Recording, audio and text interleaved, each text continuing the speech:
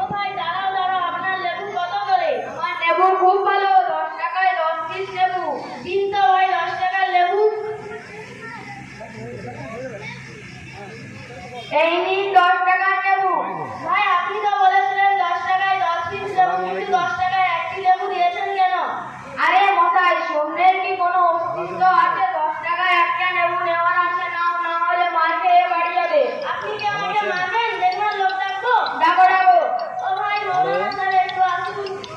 আমি মাস্টার নন্দীগ্রাম থেকে গেছিলাম যে, আমি সামল মাস্টার। আসসালামু আলাইকুম। কি হয়েছে ভাই? আপনাদের তো অনেকক্ষণ থেকে তর্ক বিতর্ক দেখছি, কি হয়েছে?